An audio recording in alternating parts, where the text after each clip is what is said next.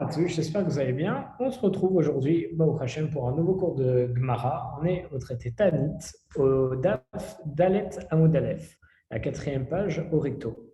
Alors, on a vu la semaine dernière, on a vu comme quoi Kadosh Baruch Hu, il ne pouvait pas retenir les pluies, les vents, qu'il y avait différentes sortes de vents, des vents forts, des vents moins forts. Pareil pour les pluies torrentielles, des vents torrentiels. Pareil pour la rosée, on avait vu il y a 2 semaines avec la rosée de Bracha et qui n'a pas de Bracha.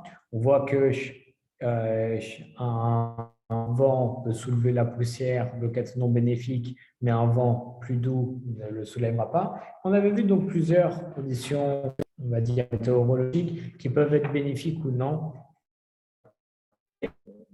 On s'était arrêté en disant notamment que la neige est bénéfique aux montagnes en autant que 5 pluies. On parle aussi des pluies douces. On dit que les pluies douces, elles sont bénéfiques même à la graine qui est enfouie en dessous d'une motte, parce que justement, c'est ces pluies-là qui vont permettre à la graine de germer et de sortir hors de la motte. On a comparé cette graine au Talmid Chacham, l'étudiant au Torah, qui lui aussi va grandir très rapidement. Et un enseignement, un Talmid Chacham, un étudiant en Torah, en réalité pas un Talmid Chacham, il s'énerve. En réalité, c'est la Torah qui est en lui qui l'échauffe. Et donc, il faut être indulgent avec lui lorsqu'il s'énerve. Et donc, on va reprendre à partir de là, dans la Gemara, à Ve'amar Ravashi. Donc, c'est en haut de la page. Je vais vous dire exactement le nombre de lignes. C'est la 7e ligne de Daf Dalet Amud Aleph. Et c'est parti. Ve'amar Ravashi. Donc, Ravashi, il nous dit Kol Tamid Chacham she'eino kaché Kabarzel, tout étudiant en Torah qui n'est pas aussi dur que du barzel. C'est quoi du barzel? C'est pas une muraille. Alors, c'est presque une muraille. Vas-y, pourquoi tu dis muraille? Tu sais, les dômes d'air anti-aériens, je trouve ça. Mais... Alors, à barzel, alors, une toute petite parenthèse qui est culturelle, qui est intéressante à savoir. Lorsqu'une femme va se marier, elle apporte 2 sortes de biens. Elle apporte les mirse milog et les mirse son barzel. Les mirse milog, c'est une sorte de bien qui en réalité, dans sa mariage, va les donner à son mari. Et les son barzel, ça veut dire les biens qui vont être ketsom. Son, si je ne dis pas de bêtises, c'est comme le petit bétail. Barzel, en fait, pourquoi est-ce qu'on a ces sons d'acier? C'est parce que ils ne peuvent pas bouger, c'est immuable, c'est à la femme. Encore une fois, si je ne dis pas de bêtises, l'homme peut en avoir l'usufruit, mais la femme, il ne bouge pas, etc. Et donc, c'est intéressant, juste, on a cette notion de barzel dans les Mircea son barzel, dans les Ktubot pour la femme. Bon. Donc, Ravashi nous dit que tout érudit en Torah, il est aussi dur que de l'acier, c'est-à-dire s'il n'est pas tenace, s'il n'est pas ferme sur ses positions, et notre Talmid Chacham, ce n'est pas un véritable Talmid Chacham, érudit en Torah. Chez Neymar, comme il est dit, comme on voit dans un verset, Okpatish Yipotset Seala, et comme le marteau qui fait voler en éclats le roc. Et donc la Torah, et par extension ceux qui étudient la Torah, elle est comparée à un marteau d'acier. Et donc, qui fait exploser le roc. Et donc, on voit qu'un Talmid Chacham, ça doit être comme de l'acier. Il doit être dur, il doit être tenace. Il doit, en plus, on sait qu'on est le peuple à la nuque dure. On doit savoir maintenir ses positions, pas de façon têtue, entêtée et idiote, mais de façon à quand même ne pas se laisser basculer dans tous les sens, que ce soit par rapport à une idéologie, que ce soit par rapport à une idée, que ce soit par rapport à une halakha. Lorsqu'on a appris quelque chose et qu'on est sûr qu'on l'a appris, bien entendu, toujours se laisser une possibilité de doute, Kebarzel, dur, et on voit même les grands rabbinim, ils sont durs même dans leurs propos. On pose des questions, parfois on voit des questions énormes, parce qu'on reçoit toutes les questions et les réponses, il y a des questions énormes, et le Rav parfois répond des réponses un petit peu dures comme ça, cache. Et il faut être mamache fort, et on voit chez les grands rabbinim, on a même peur d'aller les voir de temps en temps, parce qu'ils sont cash, ils sont durs comme le fer, mais c'est une personnalité qu'ils doivent avoir justement. Comme on vient juste de le voir d'ailleurs dans notre Gemara.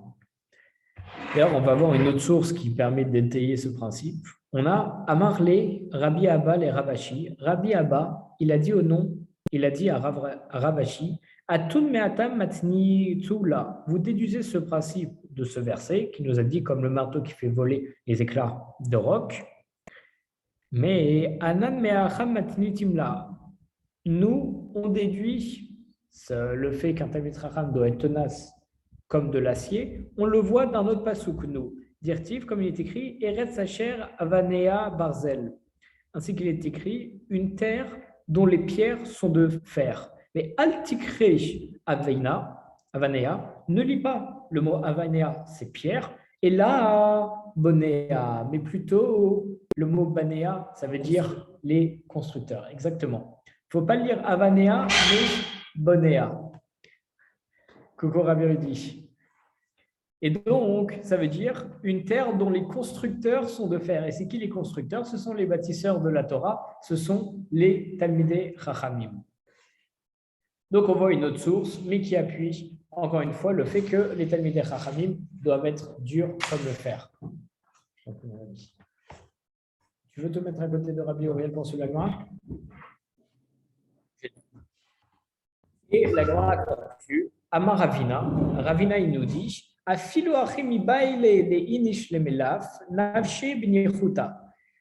néanmoins, l'homme il doit toujours s'entraîner à demeurer calme. Chez Neymar, comme il est écrit, et retire la colère de ton cœur. Alors justement, on a Rabbi Edgar, qui est mon oncle, qui est tonton. La semaine dernière, on s'était arrêté parce qu'on devait finir le cours sur l'enseignement disant que si un Talmid Chacham se met en colère, il faut être indulgent avec lui. Et il a posé une question très légitime après le cours en disant, je ne comprends pas, il y a marqué dans la Gemara que la colère, c'est comparé à l'idolâtrie. Et on voit à quel point ça peut être grave la colère, à quel point il ne faut pas avoir de colère. Donc comment est-ce qu'on peut dire ça?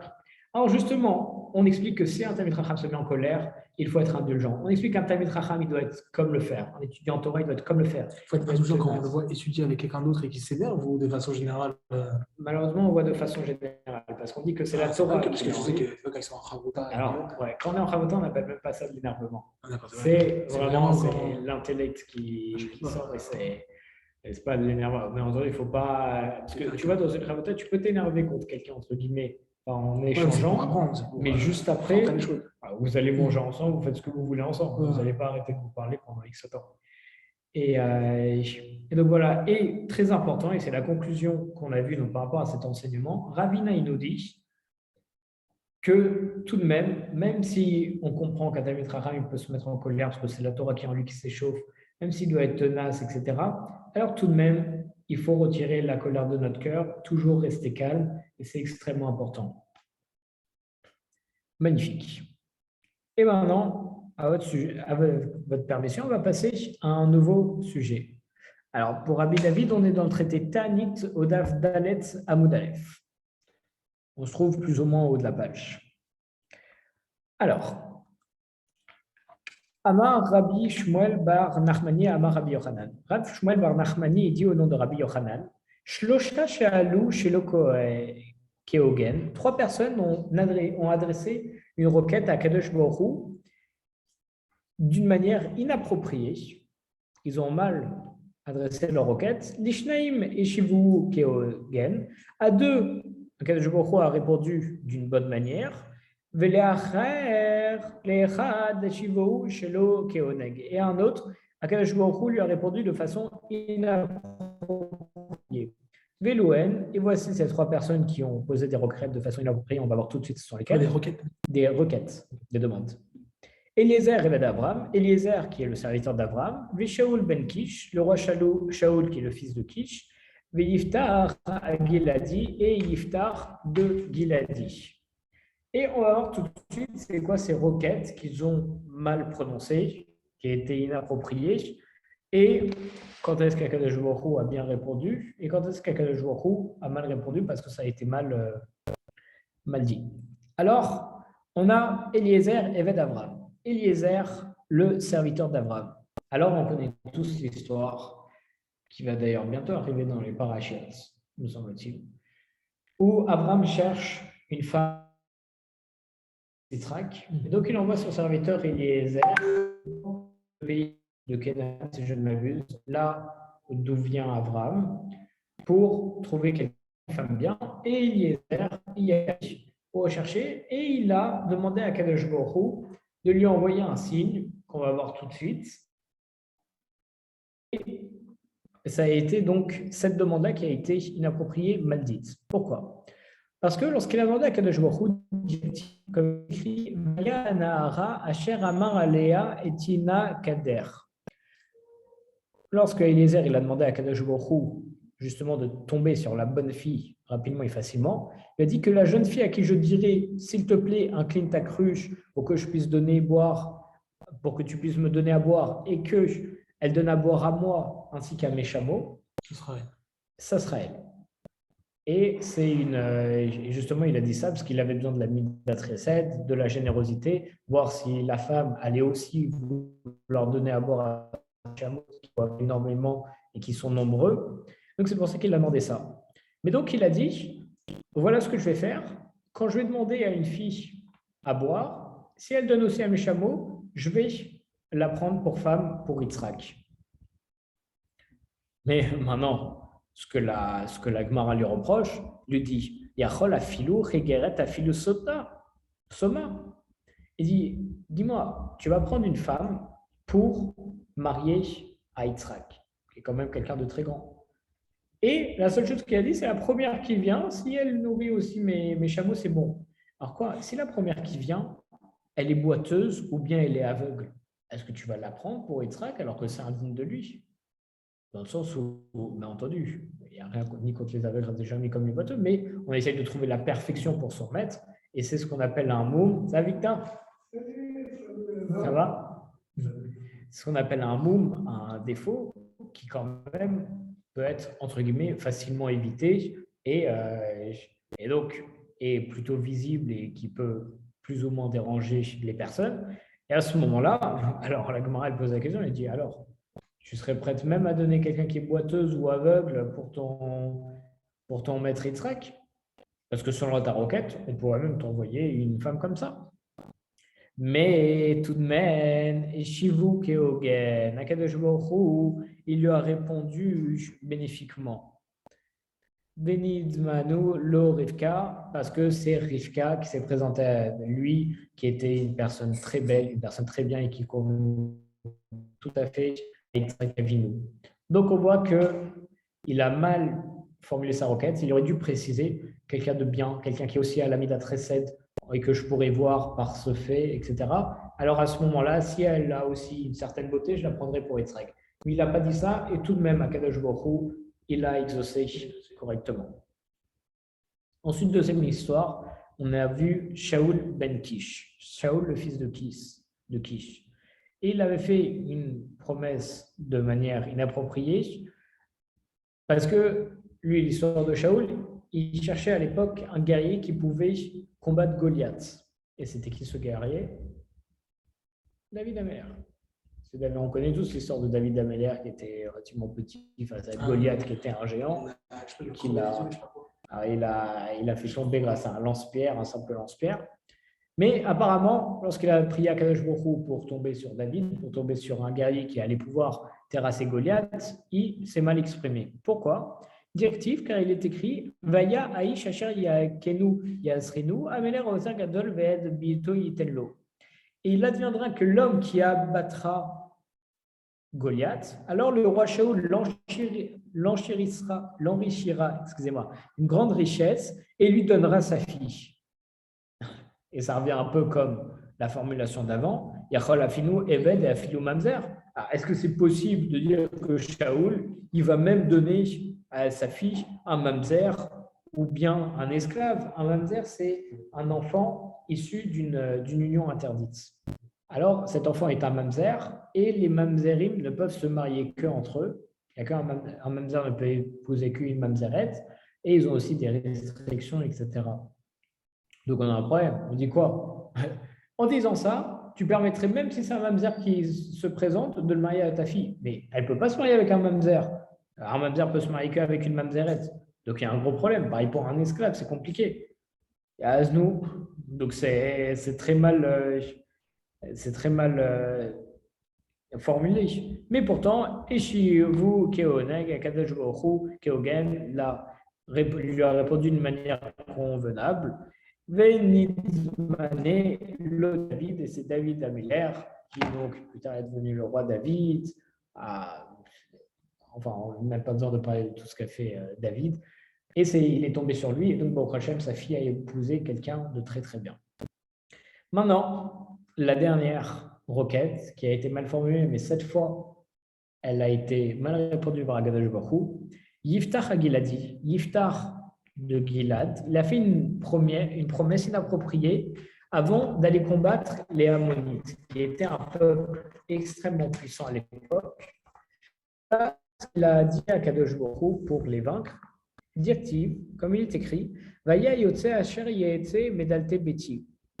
Il a dit à Kadosh Baruch Hu, si tu fais en sorte que je batte le peuple contre moi, il dit, la personne qui sortira des portes de ma maison pour venir à ma rencontre lorsque je vais retourner sain et sauf de la guerre, alors je te l'offrirai à Kadosh Baruch Hu en holocauste. Et que je lui ai dit, si tu me fais gagner, la première chose qui sort de ma maison, qui vient vers moi quand je reviens de la guerre, alors j'offrirai cette chose en holocauste. Alors, ça peut être n'importe quoi, ça peut être un bouc, ça peut être un corban, n'importe quoi.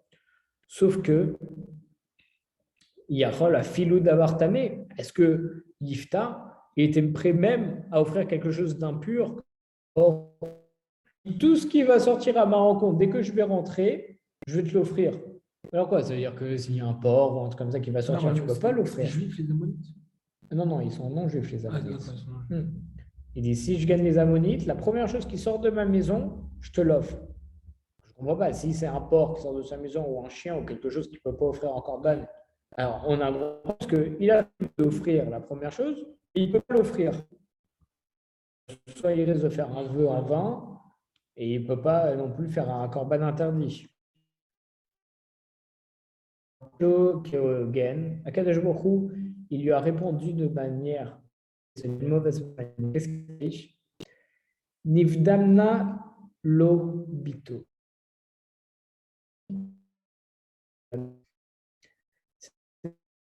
Et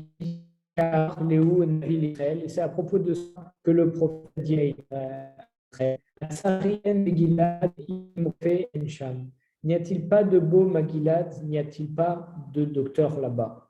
Peut-être qu'Akadosh Baruch Hu, il blâme Niftar pour avoir négligé de faire annuler son rêve, son vœu, excusez-moi, par le docteur qui est le prophète Pinchas, qui se trouvait à Génad. Parce que, alors, en fait, donc là, on a sa fille de sa maison pour l'accueillir, alors il doit emmener en corban sa fille. C'est encore ça. Comment il va emmener en corban sa fille? Eh bien, effectivement, il a emmené en corban sa fille.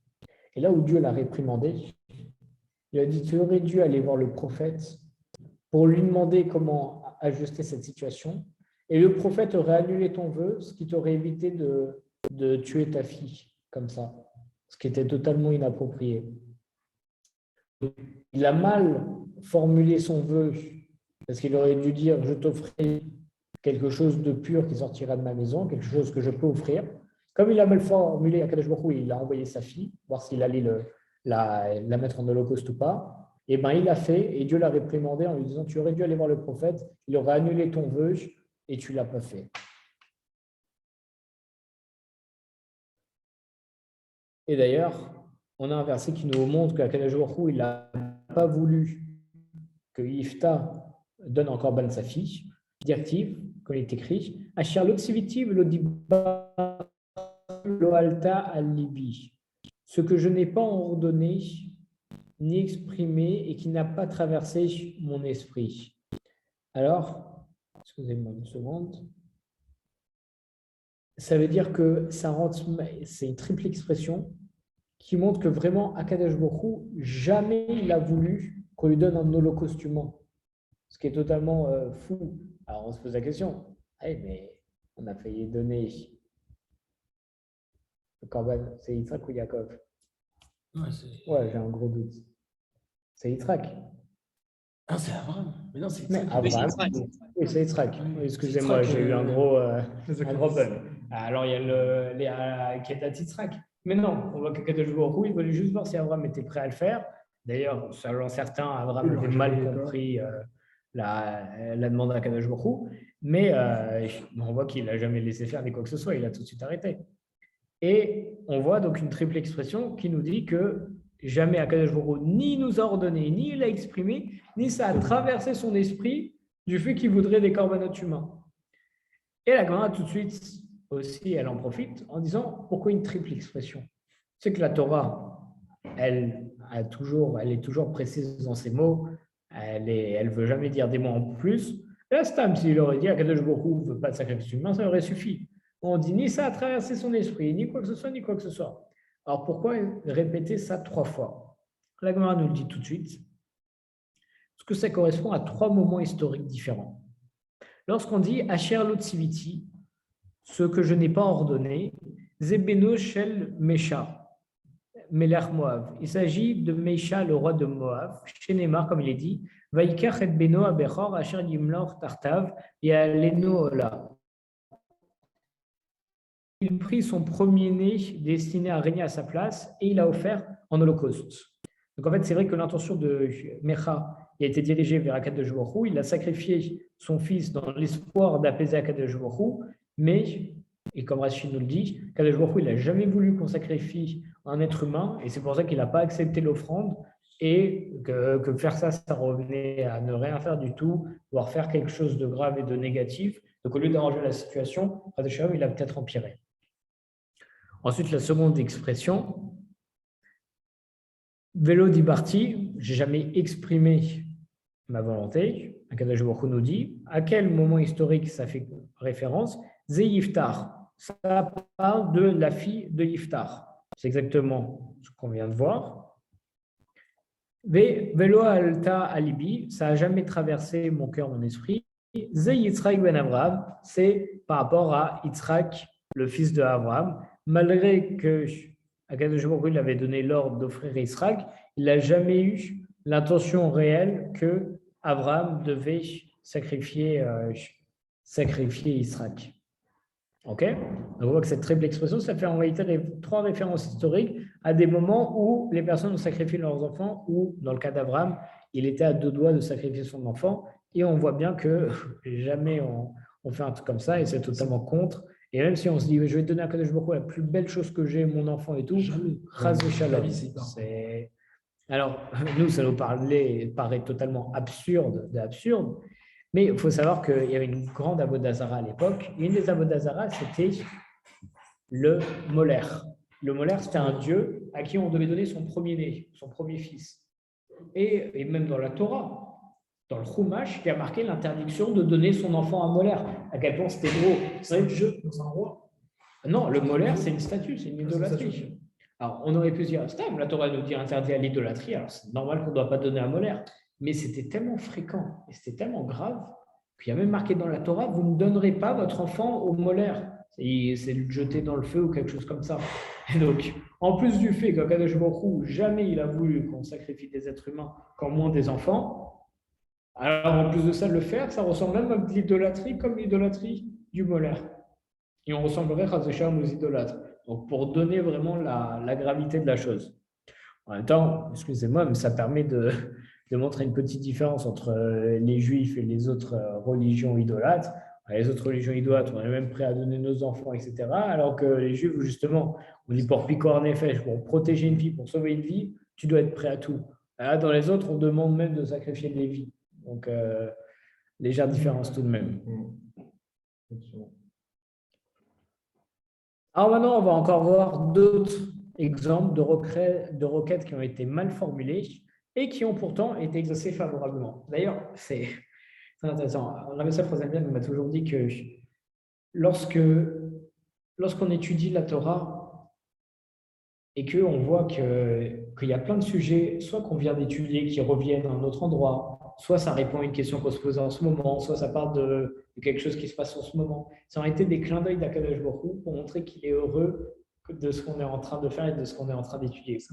Ouais, ça nous arrive, on est en train de faire on fait une Chavruta, on étudie ensemble avec moi, et d'un coup, ça répond à une question que je me posais d'ailleurs ce matin. Ben, ça résout un problème que truc. Ou bien, ce qu'on étudie avec un ami par hasard, on a ouvert une Gemara, bah, c'est le même sujet que ce qu'on étudie nous le mercredi. Enfin, il y a plein de choses comme ça. Et là, Baruch Hashem, ce qu'on est en train de voir, ça rejoint totalement le cours de Moussard que j'ai fait hier soir, que j'ai fait au hasard, et aussi le Dvar Torah que j'ai fait la semaine dernière sur Bereshit, Baruch Hashem. Donc, c'est vraiment les clins d'œil d'Akadosh Baruch Hu, comme quoi, continue comme ça, parce que quand je vais vous dire sur quoi ça porte, vous allez dire qu'il faut vraiment se tirer les cheveux pour réussir à trouver deux choses qui se correspondent dans ça. J'avais donné un cours hier, Baruch Hashem, pour le KIP, qu'on peut aussi retrouver sur le YouTube, sur justement l'importance de bien formuler les choses. Sur l'importance quand j'étais venu justement la semaine dernière. Oui. De bien formuler.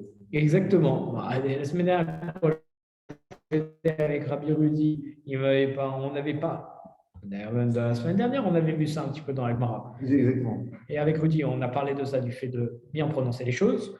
Mon Dvar Torah de Bereshit s'est tombé sur ça en lisant le Shimi Shmuel. Et mon cours d'hier s'est tombé sur ça. Et là encore ce soir, on voit ça. Et surtout qu'on est dans une période où on est juste après Rosh Hashanah Kippour, où justement on fait attention à bien demander à Kadosh Baruch Hu les choses. Et donc c'est vraiment, là, ce n'est pas des clins d'œil pour nous dire faites attention comment on parle, comment on utilise notre bouche, nos phrases, etc. Alors je ne sais pas ce que c'est. Pour vous dire très, très, très rapidement de quoi parler le cours d'hier, parce que c'est un chimichouï plutôt intéressant. On va dans la paracha de Bereshit que Chava, elle a dit au serpent, tu ne mangeras pas et tu ne toucheras pas du fruit de l'arbre de peur qu'on va en mourir. OK? Et elle a été beaucoup réprimandée dessus. Alors, on se pose la question, c'est qu'on a un Pirkei Avot qui nous dit associé avec la Torah, c'est le premier Pirkei Avot, il me semble. Il faut faire des barrières protectrices à la Torah. En fait, le problème, c'est que le commandement d'Akadosh Baruch Hu, c'était l'interdiction d'en manger. Et elle a rajouté l'interdiction de toucher. Ben, ça devrait être. Elle a ajouté une barrière à la Torah. Elle a dit il ne faut pas toucher. Comme ça, on est sûr qu'on ne va pas en venir à manger. Donc, c'est une bonne chose. Mais non, au contraire, on a dit non, ce n'est pas une bonne chose. Parce qu'on a les proverbes qui nous disent il ne faut pas rajouter sur les paroles d'Akadosh Baruch Hu. Et elle a ajouté sur les paroles d'Akadosh Baruch Hu. Et par ça, le serpent, il en a profité pour la pousser, la faire toucher en lui montrant regarde, tu n'es pas morte, alors ça veut dire que tu peux aussi manger. La question, elle est encore plus forte parce que ces paroles-là, c'est Adam Arishon qui lui a dit. Adam Arishon, il lui a dit tu ne toucheras pas, tu ne mangeras pas et tu ne toucheras pas du fruit de la connaissance. Et lui, on lui a fait l'éloge pour avoir ajouté ça. Alors, on ne comprend rien. Lui, il a rajouté tu ne toucheras pas. On lui dit c'est super bien. La femme, elle rajoute tu ne toucheras pas. On dit que c'est de sa faute, on lui sur la tête, alors qu'elle n'a même pas ajouté d'elle-même, c'est Adam Arishon qui lui a dit ces paroles. Le Panim Yafot, il nous dit qu'en réalité, elle n'a pas dit exactement la même chose. Quand on voit les ta'amim, les signes de cantillation qui font en réalité œuvre de ponctuation, elle n'a pas mis la virgule au même endroit que Adam Arishon. Lorsque la femme s'est exprimée, elle a dit vous ne mangerez pas et vous ne toucherez pas, virgule, de peur que vous n'en mouriez. C'est-à-dire que si tu touches ou si tu manges, tu risques de mourir. Et donc, elle a touché, elle a vu qu'elle n'était pas morte, donc elle a dit oui, finalement, un truc. Mais Adam, il n'a pas dit ça. Il a dit, vous n'en mangerez pas. Et vous ne toucherez pas de peur que vous en mouriez. Donc, ça veut dire, vous n'en mangerez pas. C'est un commandement. Il n'y a rien à faire, tu ne mangeras pas. Virgule. Et tu ne toucheras pas, parce que si tu touches, tu risques de mourir, parce que tu risques de transgresser en mangeant. Et ça, c'est la différence fondamentale entre les deux. On voit qu'avec une virgule, le sens de la phrase. On est passé d'une catastrophe à une éloge. Donc on voit qu'avec une virgule, ça change vraiment le sens de la phrase. Et là, on voit à quel point, bien entendu, dans le cours d'hier, tout est bien développé. Après, on a développé comment bien parler, faire attention, etc. Si vous voulez retrouver le cours. Mais là, on voit Mamash, encore le même sujet, de bien formuler, d'être précis dans ce qu'on demande. Sinon, ça peut être l'homme grave, et grave au tel point qu'on voit des sacrifices d'enfants, on voit des gens qui meurent, enfin des folies. Alors, on va avoir d'autres exemples de requêtes qui ont été mal exprimées et qui pourtant ont été exaucées favorablement. Bon, Alors, Amar Rabbi Berbaya, Rabbi Berechia, excusez-moi, il a dit Af Knesset Israël Shala Shelo Koheneg. Même la communauté d'Israël, elle a adressé une requête à Akadosh Baruch Hu de façon inappropriée. D'ailleurs, excusez-moi, je viens de penser, il y a 2 cours. Une seconde. Non, c'était pas il y a 2 cours. En fait, c'était le cours qu'on avait fait à la veillée. On avait vu au DAF, il me semble, de tête. Comment? Un clin d'œil, là. Bon, Rachem, on a fait du traité de Tanit et on a eu, il me semble, au DAF tête, je confirmerai ça, Blinédaire, qu'il y avait une période où les Juifs n'arrivaient pas à avoir de pluie. Ils ont tout fait. Ils n'arrivaient pas. Alors, ils sont allés voir à Gilgal. Comment il s'appelait? C'était... ah mince, je ne me souviens plus de son nom. Excusez-moi, je vais vous le retrouver. Et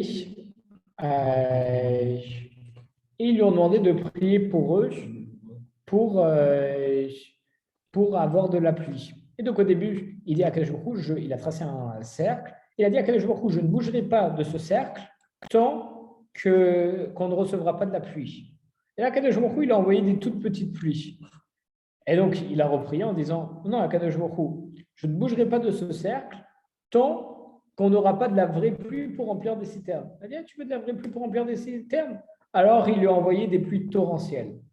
Et donc, après, il a encore dû reformuler en disant, non, je veux de la pluie qui soit de la bracha, je veux de la pluie qui permette justement au béni Israël d'être bien. Et à ce moment-là, ils ont eu, Baruch Hashem, des bonnes pluies. Donc, on voit qu'il a dû répéter 3 fois la requête pour pouvoir avoir, être bien exaucé. Alors, si vous me permettez juste une seconde. Oui, c'est Chouli Amagal. Et c'est au DAF 23 à Moudalef. Kaf Gimel à Moudalef. Chouli Amagal. Amegel, c'est celui qui trace des cercles. Donc, Bédrat Hachem, en espérant qu'on arrive tous ensemble à cette histoire dans quelques cours. Israël, elle a adressé d'une manière inappropriée. Mais Akadosh Baruch Hu, Ashiva Keogen, mais Akadosh Baruch Hu, il a quand même répondu de façon clémente. Chez Neymar, comme il est dit, Venida Nirdefa Ladat Hashem. Sachons et poursuivons la connaissance d'Hachem. Beshachar Nahon Motsao, sa progression est aussi sûre que le matin. Veyavo Kageshem Lanu, il viendra à nous comme la pluie. Donc les béné Israël, ils ont demandé à Kadosh Baruch Hu de ressembler à la pluie pour venir pour le comprendre. Et là, Amar à Kadosh Baruch Hu, Kadosh Baruch Hu, il a dit au béné Israël, Biti Achoelet ou Achoelet Davar, ma fille, en parlant d'Israël, tu demandes quelque chose, c'est Peamim Mitbakesh ou Peamim Enom Mitbakesh, qui parfois est désirable et parfois est indésirable. Parce qu'on compare à Kadosh Baruch Hu à la pluie en disant à Kadosh Baruch Hu, tu es la pluie, viens à nous comme vient la pluie. C'est pas bien ce que tu fais, parce que la pluie, elle vient pas toujours. Et si elle vient toujours, c'est pas toujours bon. Parce qu'on sait que la pluie, elle est bonne vers l'hiver, mais en été, elle n'est pas bonne. Parce qu'il faut laisser un moment pour les plantes, pour récupérer le soleil, etc. Donc, Kadosh Baruch Hu, il dit, c'est pas bien de me comparer à la pluie. Parce que la pluie, en un temps, elle est bonne, en un temps, elle n'est pas bonne. De plus, à un moment, dans un temps, la pluie, elle vient, dans un temps, elle ne vient pas. Alors, ça voudrait dire, parfois vient, parfois vient pas. Ou bien quand tu viens, soit c'est pour les bonnes choses, soit c'est pour les mauvaises choses. Mais non, ça devrait être que pour les bonnes choses. Mais je serai pour toi quelque chose de toujours désirable. Donc on voit qu'Akadosh Baruch Hu quand même, il répond en disant, tu as mal formulé, parce que la pluie, elle peut être désirable ou non désirable. Mais moi, je serai toujours désirable pour toi. Chez Neymar, comme il est dit, Ayez Katal les Israël, je serai comme la rosée pour Israël. Et la rosée, elle est désirable toute l'année, même en été.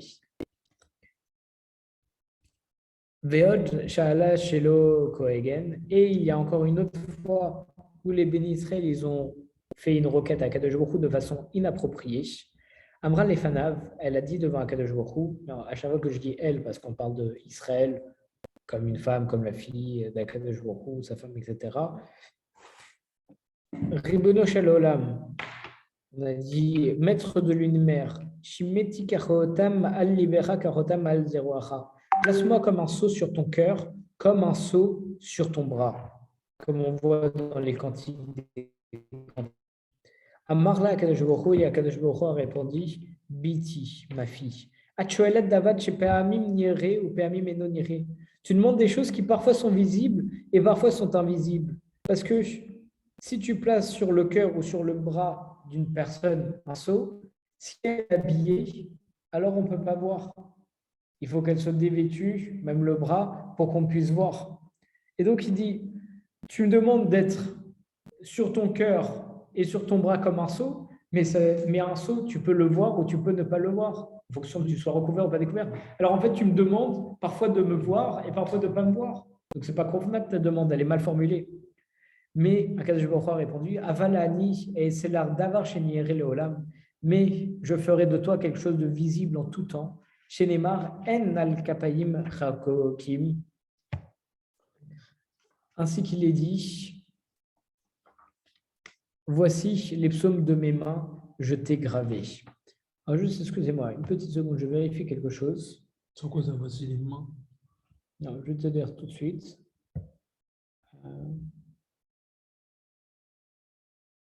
Alors juste, c'était les bénis Israël qui ont dit à Kadosh Baruch Hu, place-nous sur ton cœur et sur ton bras, pour que tu nous vois toujours et tu penses toujours à nous. Kadosh Baruch Hu, il a dit non, si je fais ça, comme un sceau peut être habillé ou pas habillé, alors parfois je penserai à toi et parfois je ne penserai pas à toi.